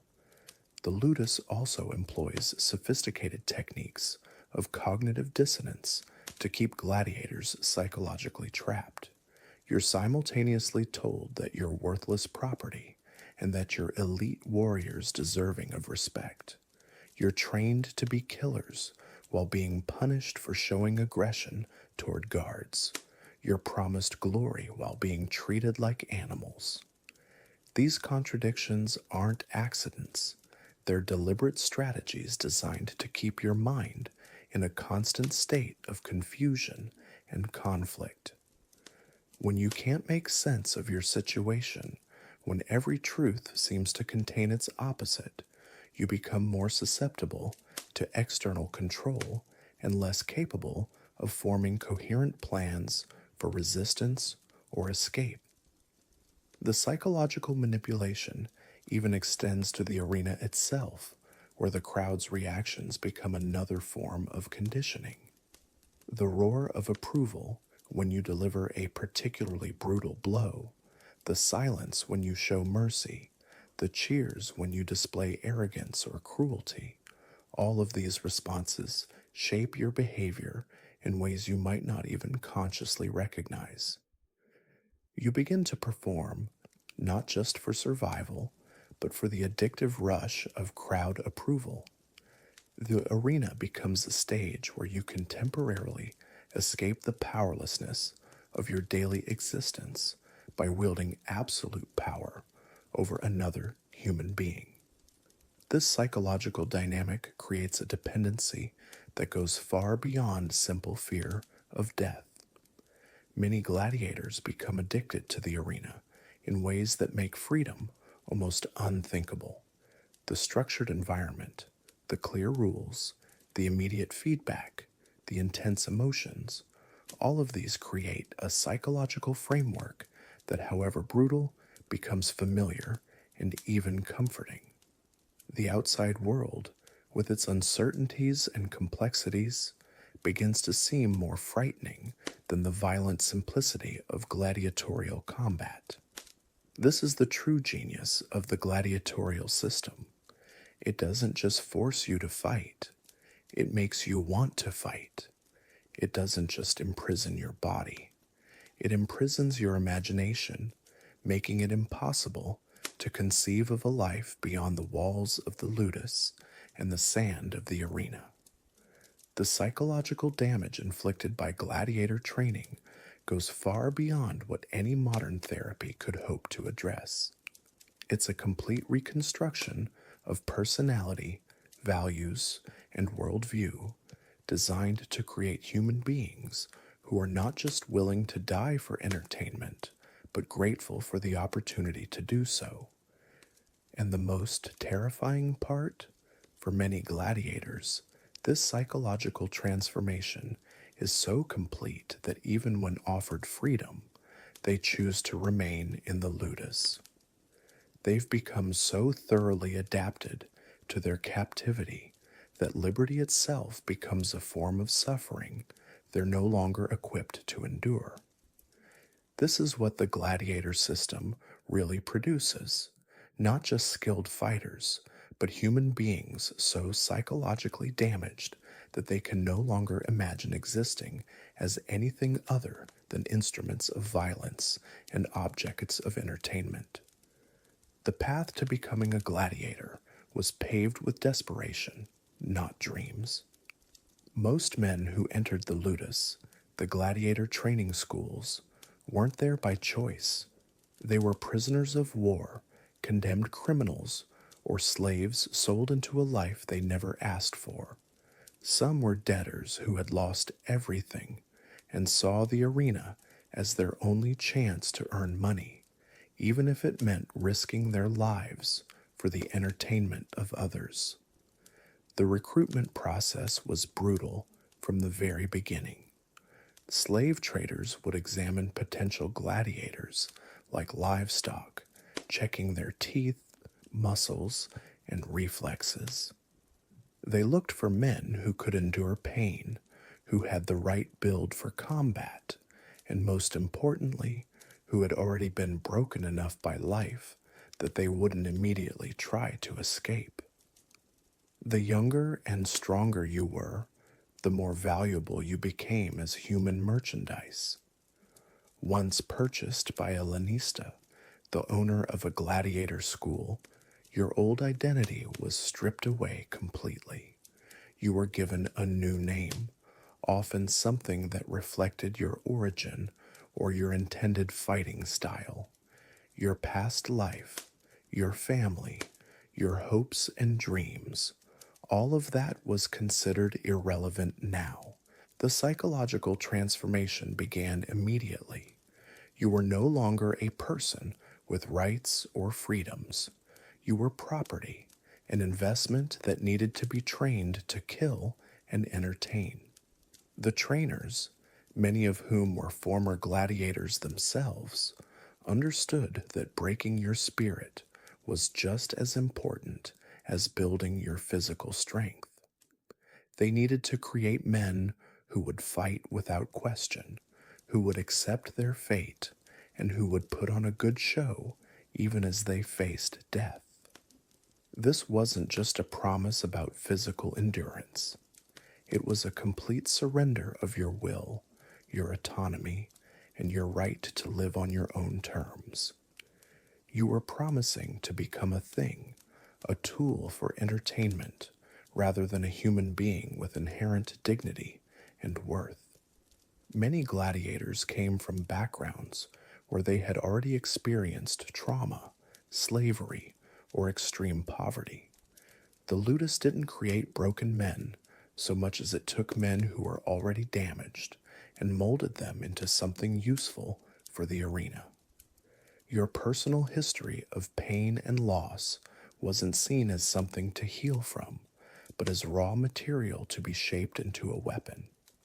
The social isolation was immediate and complete. You were cut off from your family, your community, and any support system you might have had. Letters weren't allowed. Visitors were forbidden. The only people in your world now were other gladiators, trainers, guards, and the lanista who owned you. This isolation made it easier to control you and harder for you to maintain any sense of who you had been before. Even if you had volunteered for this life, perhaps hoping to win fame and fortune in the arena, the reality was far different from any romantic notions you might have harbored. The moment you stepped into the ludus, you discovered that glory was reserved for a tiny handful of champions, while the vast majority of gladiators lived and died in obscurity, their names forgotten as quickly as their blood was washed from the sand. The training that followed would break down whatever remained of your former self and rebuild you as something entirely different. You weren't being prepared for a career or a skill. You were being manufactured into a product designed to bleed and die for the amusement of people who saw you as less than human. The Gladiator's final chapter, when death became entertainment. You've survived the brutal training, endured the psychological conditioning, and witnessed your fellow gladiators broken by the system designed to forge killers from human beings. But all of this has been preparation for one ultimate reality, the arena. And in the arena, death wasn't just a possibility, it was the main attraction. The amphitheater wasn't built for fair fights or sporting competition. It was engineered as a theater of death, where human suffering became public spectacle and where your life would be measured not in years, but in how entertaining your final moments could be for a bloodthirsty crowd. As you're led through the underground passages beneath the Colosseum, the sounds hit you first. The roar of 50,000 voices demanding blood, the clash of metal on metal echoing off stone walls, the screams of men and beasts dying for entertainment. These aren't the sounds of sport, they're the sounds of systematic slaughter dressed up as celebration. The gladiator games weren't about honor or skill, despite what Hollywood wants you to believe. They were about control, about showing the Roman people that their leaders held the power of life and death, about channeling the frustrations and anger of an urban population toward expendable human beings rather than the system that oppressed them all. You emerge into the blazing sunlight of the arena floor, sand beneath your feet that's been deliberately spread to absorb the blood that will inevitably flow. The crowd erupts as you appear, not because they admire you, but because they're hungry for violence and you represent their next meal of brutality. The sand isn't clean. It never is. It's stained dark with the blood of yesterday's dead, mixed with sawdust and lime to mask the smell of death that permeates everything. You're walking on a carpet of previous gladiators' final moments, their blood now just part of the scenery for your own destruction. Your opponent enters from the opposite gate. Maybe it's another slave like you, forced into this nightmare through no choice of his own. Maybe it's a condemned criminal fighting for a freedom that will never come. Maybe it's a volunteer who's been convinced that glory waits in the arena, not realizing that glory here is just another word for a spectacular death. The crowd doesn't care about your stories. They don't know that you were once a farmer, or a father, or a free man who made one wrong choice. To them, you're not human. You're entertainment. You're a prop in their afternoon of leisure, no more meaningful than the wine they're drinking or the food they're eating while you bleed. The signal comes, not from you, not from your opponent, but from above, from men in silk robes who've never held a sword, never felt the weight of armor, never looked death in the eye. They decide when you fight. They decide when you die. They decide if your suffering has been adequate for their amusement. The fight begins, and immediately you understand that everything you've trained for has been designed not to keep you alive, but to make your death more spectacular. Your movements have been choreographed for maximum visual impact. Your weapons have been chosen not for effectiveness, but for the type of wounds they'll create. Even your armor has been designed to protect just enough to prolong the fight, but not enough to actually save you. This isn't combat, it's theater. Deadly, agonizing theater where the actors don't get to leave the stage alive. The crowd guides every moment. When you land a blow, they cheer, not for your skill, but for the blood that flows. When you stumble, they roar with excitement, anticipating the kill. When your opponent gains advantage, they lean forward in their seats, hoping to see you die in some particularly memorable way. You realize that the crowd isn't watching a fight. They're watching an execution that's been stretched out for their entertainment. The outcome was never in doubt. Gladiators were expendable by design. The only question was how much suffering could be extracted from your death before it finally came. If you fall, wounded but not dead, the crowd makes the decision about your fate. Thumbs up, thumbs down, though historians debate the exact gestures, the meaning was always clear. Live a little longer or die right now. Your life reduced to a simple hand signal from people who see you as less than human. But here's the most horrifying part. Even if the crowd grants you mercy, even if you're allowed to leave the arena alive, you haven't won anything. You've simply earned the right to do this again and again, until eventually, inevitably, the crowd decides they've had enough of watching you suffer and votes for your death. The gladiator who survives multiple fights doesn't gain freedom. He gains fame as a more valuable piece of entertainment. The better you become at staying alive, the more elaborate the spectacles designed to kill you. Success in the arena doesn't lead to liberation. It leads to more creative forms of destruction. Some gladiators, broken by the psychological pressure and constant threat of death, would simply give up.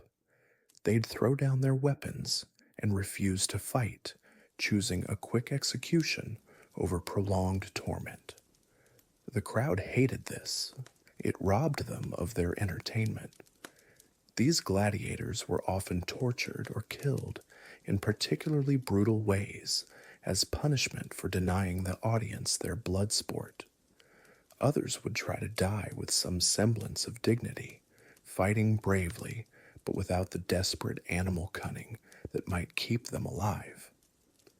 They preferred an honorable death to a degrading survival. The crowd appreciated this more, but the end result was the same: another dead slave, another stain on the sand, another forgotten name in the endless parade of human sacrifice. The few gladiators who achieved genuine fame, whose names were chanted by crowds, whose images appeared on pottery and mosaics, paid for that recognition with their humanity. They became brands, marketing tools, the living advertisements for the games themselves. Their identities were subsumed into their arena personas until nothing remained of the men they'd once been. Even these famous gladiators rarely lived long. Fame in the arena was measured not in years, but in the number of spectacular fights you could provide before your inevitable death. The most successful gladiators might survive a dozen fights, maybe 2 dozen, if they were extraordinarily skilled and lucky. But the mathematics of the arena were unforgiving. Eventually, everyone lost. And when you did finally fall, when your blood finally joined the stains in the sand, when your death finally satisfied the crowd's hunger for violence, what happened to your body? If you were lucky, your fellow gladiators might be allowed to drag your corpse away for some basic burial. If you weren't, you'd be hauled off with the animal carcasses and thrown into a mass grave, your remains mixing with those of lions, bears, and other creatures who died for Roman entertainment. Your name, if anyone had bothered to learn it, would be forgotten within days. Your story would never be told. Your death would become just another afternoon's amusement for people who would go home to comfortable beds and loving families, never giving a second thought to the human being whose life they'd just watched end for their pleasure. This was the reality of gladiatorial combat, not the noble warrior's death portrayed in movies, but systematic dehumanization culminating in public execution for entertainment. The arena wasn't a place where heroes were made. It was a slaughterhouse where human beings were reduced to spectacle, where death was commodified, and where the value of a life was measured solely by how much amusement could be extracted from its ending. You wouldn't survive a gladiator's life because the system was designed to ensure you didn't. From the moment you were enslaved, through your brutal training, to your final moments in the arena, every aspect of the gladiatorial system was engineered to break you down, use you up, and dispose of you for the entertainment of others. The gladiator's life wasn't a story of triumph against odds. It was a story of human beings ground down by an empire that had turned suffering into sport, death into entertainment, and human dignity into a commodity to be bought and sold in the marketplace of violence. And in the end, that's perhaps the most chilling lesson of all: how easily a civilization can convince itself that some human lives are worth less than others, that some people exist purely for the amusement of their betters, and that death can become entertainment when you stop seeing the dying as fully human. You wouldn't survive a gladiator's life because survival was never really an option. By the time a gladiator had survived their first few months in the arena, something chilling became clear. This wasn't just about entertainment or even death. It was about profit. Cold, calculated, ruthlessly efficient profit. Every decision made about a gladiator's life, from what they ate to when they fought to how they died, was filtered through one simple question. What makes the most money? You see, gladiators weren't just fighters, they were investments. Human stock portfolios managed by Lanistas, the gladiator trainers who owned and operated the schools. These men weren't warriors or coaches, they were businessmen. And like any businessman, they calculated risk versus reward on every single decision. A new gladiator cost money. Purchasing a slave, feeding them, training them, housing them, medical care when they got injured. The Lanista was hemorrhaging gold until that gladiator stepped into the arena and started generating revenue. But here's the twisted economics of it all. A gladiator was most valuable when they were neither too successful nor too unsuccessful. Think about it. A gladiator who died in their first fight was a complete loss. All that investment gone, no return whatsoever.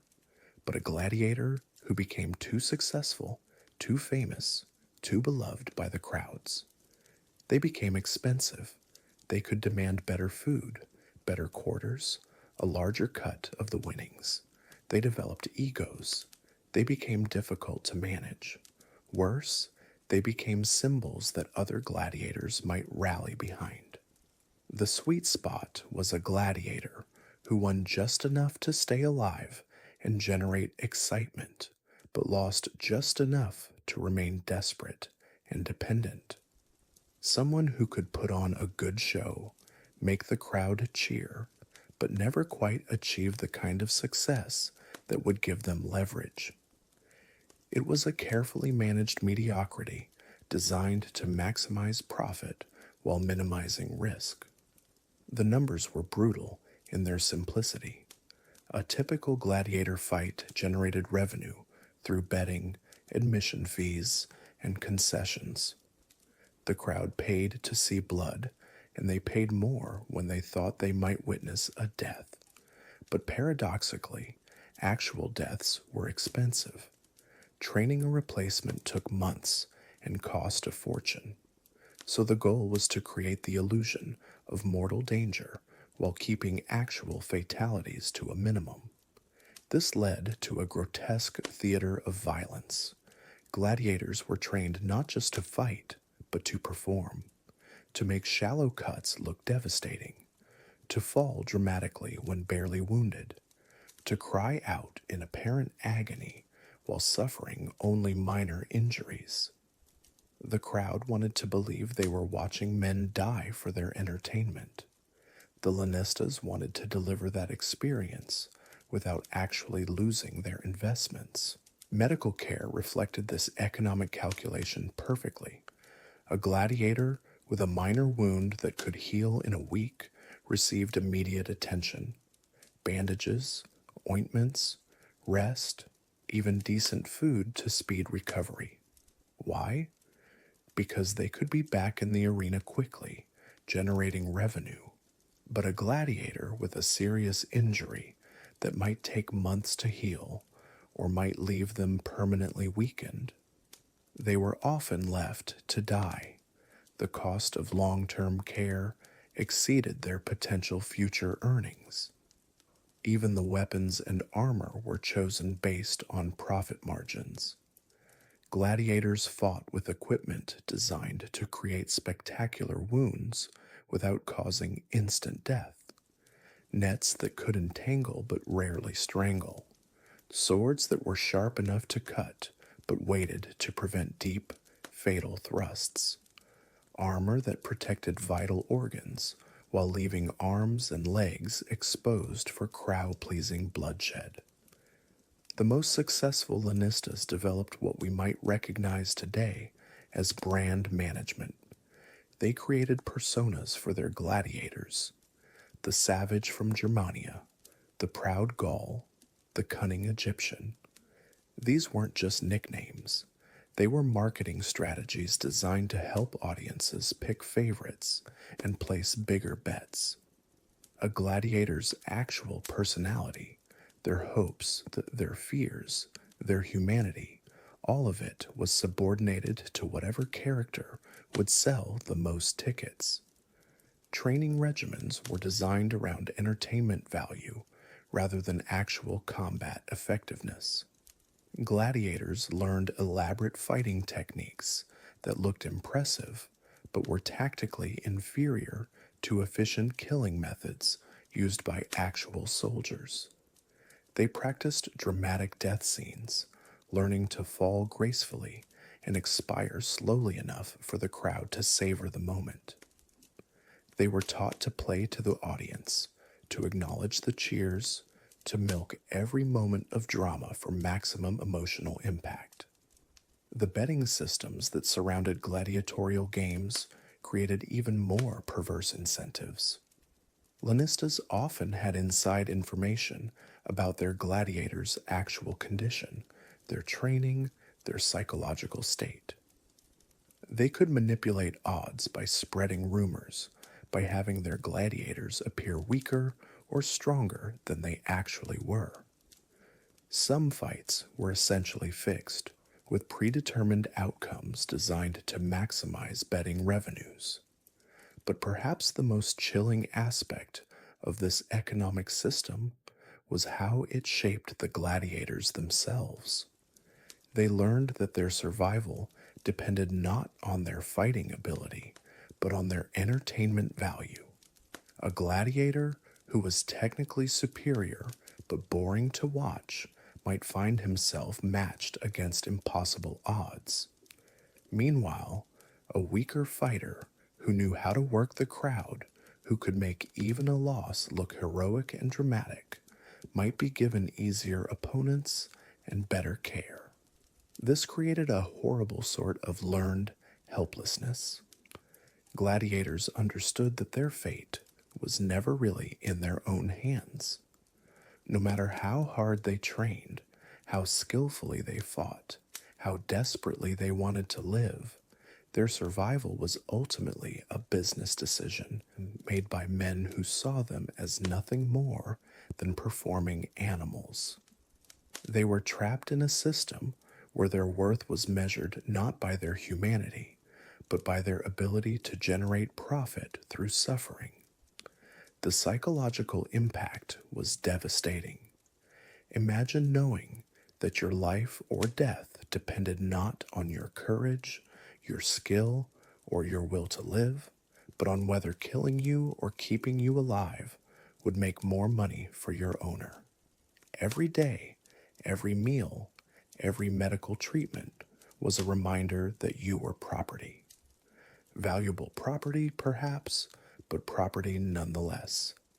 Some gladiators tried to game the system, learning to fake injuries or manipulate crowd emotions to improve their odds of survival. Others simply broke under the pressure, becoming hollow shells who fought without hope or purpose. A few attempted escape, though the punishment for being caught was so severe that it served as a deterrent to most. The lucky ones died quickly in their first fight, before the system could grind them down completely. The Lannistas themselves often justified this treatment by pointing to the alternatives. These men would have been executed anyway, they argued. At least as gladiators, they had a chance to live, to achieve fame, perhaps even to win their freedom. But this was largely propaganda. The truth was that the gladiatorial system created a demand for fighters that actually increased the number of people condemned to the arena. Courts became more likely to sentence criminals to gladiatorial combat because it was profitable for the state. The economic machinery of the arena was so efficient, so refined, that it could process human suffering and transform it into gold with remarkable consistency. Every scream from the crowd meant coins in someone's pocket. Every drop of blood spilled meant a return on investment.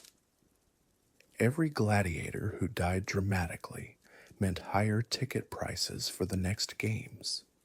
And when a gladiator finally outlived their usefulness, when age or injury made them unprofitable, the system disposed of them with the same cold calculation that had governed their entire gladiatorial career.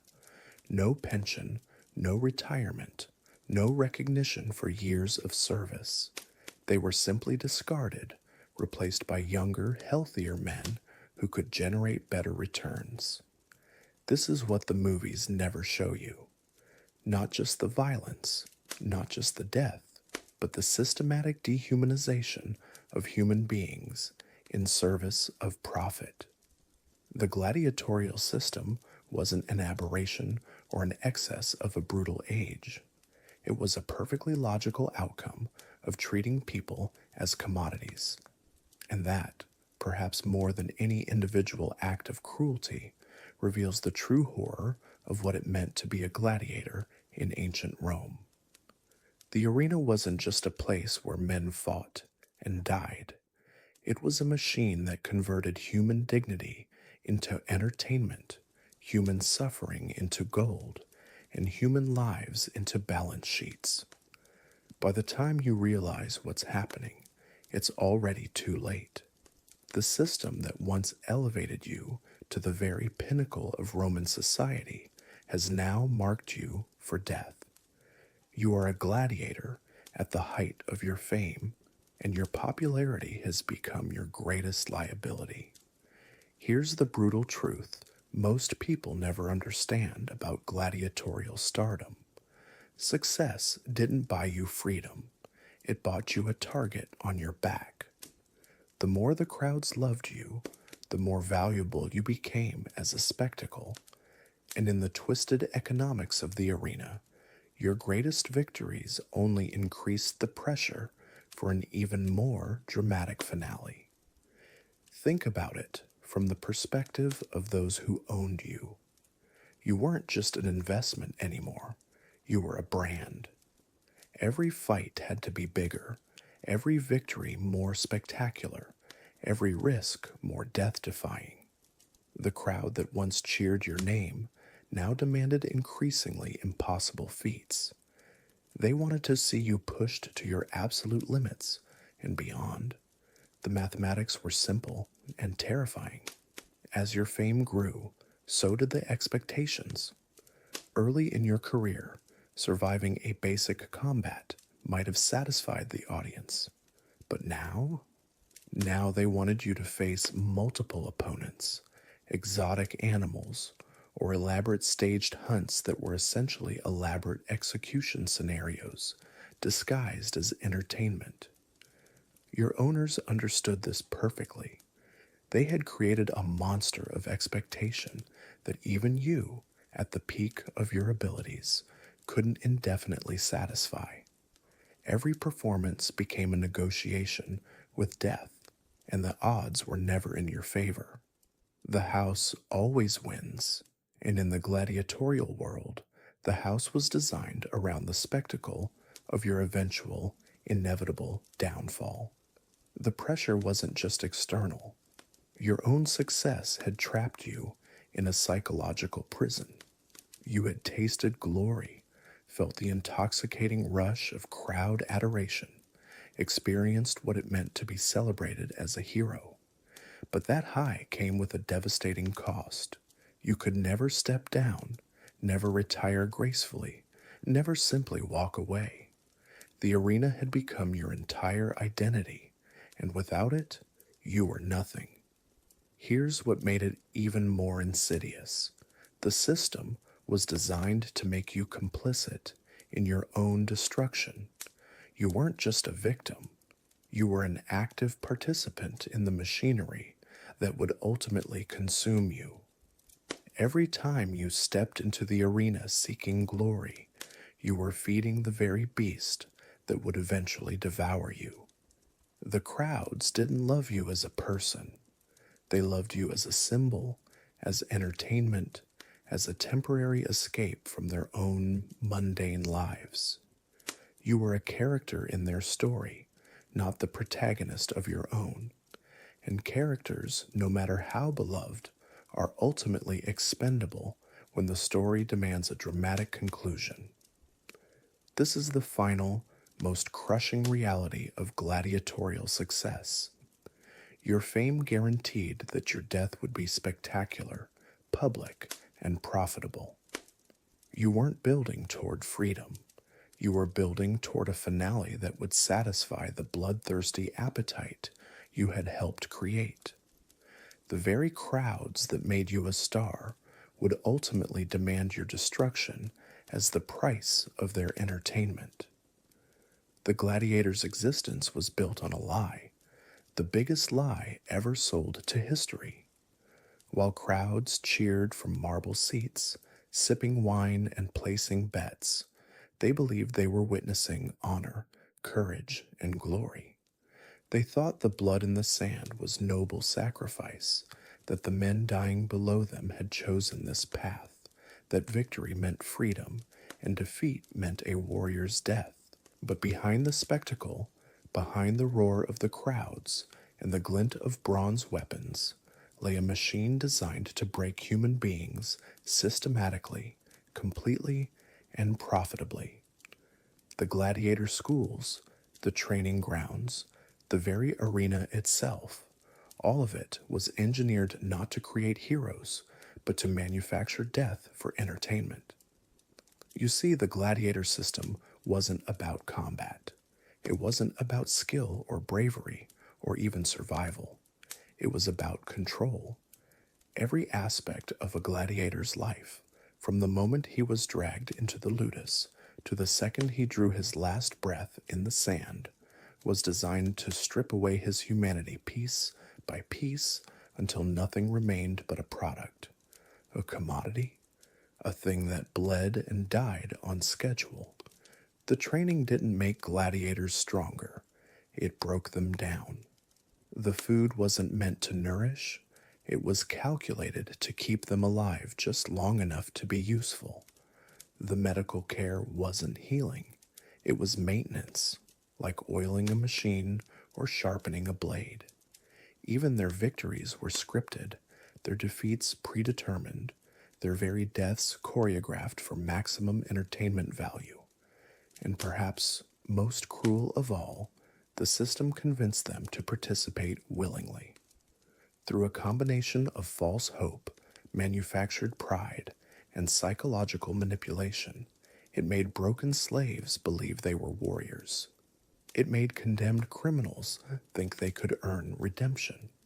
It made desperate men chase the illusion of freedom while walking deeper into their own destruction. The gladiator schools were laboratories of human suffering, testing how far a person could be pushed before they snapped. They discovered that you could strip away a man's name, his family, his past, his future, and still keep him fighting if you gave him just enough false hope to cling to. They learned that pain could be weaponized, that trauma could be harvested, that despair could be monetized. This wasn't accidental cruelty. This was systematic dehumanization perfected over centuries, refined through generations of human experimentation, disguised as entertainment. Every scream from the arena was market research. Every death was data. Every broken gladiator was proof that the system worked exactly as designed. The crowds never saw the real violence, the slow, methodical destruction of human souls that happened in the shadows. They only saw the final product, men who had been so thoroughly broken and rebuilt that they would die on command, with style, for the amusement of people who would forget their names before the next course was served. So when we look back at the gladiator games and see spectacle, when we admire the courage and skill of these fighters, when we romanticize their struggles, we're seeing exactly what the Roman Empire wanted us to see. We're falling for the same lie that kept the crowds cheering while human beings were systematically destroyed for profit and pleasure. The truth is darker, more horrific, and more relevant than we want to admit. Because the gladiator system didn't die with Rome, it evolved. The methods became more subtle, the chains less visible, but the fundamental principle remains the same. Convince people to destroy themselves for other people's entertainment, then call it freedom, call it choice, call it glory. The gladiators weren't heroes. They were victims of the most sophisticated system of human exploitation ever devised. And their real tragedy isn't that they died in the arena.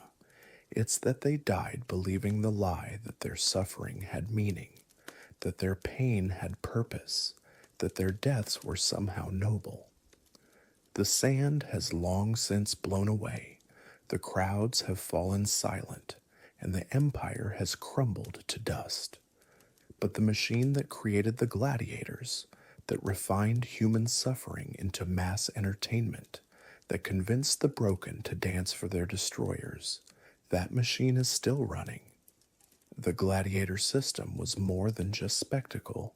It was a cold, calculated business of human destruction, disguised as entertainment.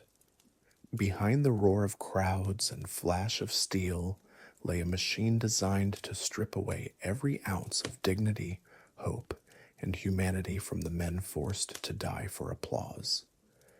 You've learned how they lived in cramped, filthy barracks worse than prisons, how they ate slop designed to keep them functional, not healthy, how they trained under whips and chains, their bodies sculpted not for glory, but for maximum carnage, how they were bought, sold, and traded like livestock, their lives reduced to ledger entries in some Lanista's profit calculations. But perhaps the most insidious part wasn't the physical brutality, it was the psychological conditioning. The system didn't just break their bodies, it rewrote their minds. Through isolation, manipulation, and the constant threat of death, it transformed free-thinking humans into fighting machines who learned to crave the very thing that would destroy them, the crowd's approval. They were taught to see honor in slaughter, nobility in their own degradation. The arena became their world, the sand their stage, and death their only escape from a life that had already ended the moment they were branded with the mark of the gladiator. The system convinced them they were warriors when they were really just elaborate suicide performers, dancing to the rhythm of Rome's bloodlust. The gladiator schools weren't training facilities. They were factories of despair, churning out broken souls wrapped in muscle and scars. Every technique they learned, every weapon they mastered, every cheer they earned brought them closer to an inevitable end that would be celebrated as entertainment. This wasn't about strength or skill or honor. It was about power. Rome's power to decide who lived, who died, and who would be remembered. The gladiators were never the heroes of their own stories. They were props in someone else's narrative, expendable characters whose deaths meant less than the wine spilled in the stands. And when their bodies finally gave out, when the sand drank their blood for the last time, when the crowd moved on to the next spectacle, what remained? Nothing. No legacy, no remembrance, no meaning beyond the fleeting thrill they provided to people who saw them as less than human. The gladiator system wasn't a celebration of human potential, it was the systematic destruction of it. It took everything that makes us human, our dreams, our dignity, our desire for connection, and ground it into dust for the amusement of an empire that had forgotten the value of a human life. So, no, you wouldn't have survived a gladiator's life, not because you weren't strong enough or brave enough, but because survival was never the point. The system was designed to consume you completely, body and soul, until nothing remained but the echo of violence and the memory of a crowd that had already forgotten your name. The real tragedy isn't that gladiators died in the arena. It's that they had already died long before they ever picked up a sword. The moment they entered that system, they ceased to be people and became products. And that's the darkest truth of all. In Rome's grand spectacle of death, the gladiators were never really alive to begin with.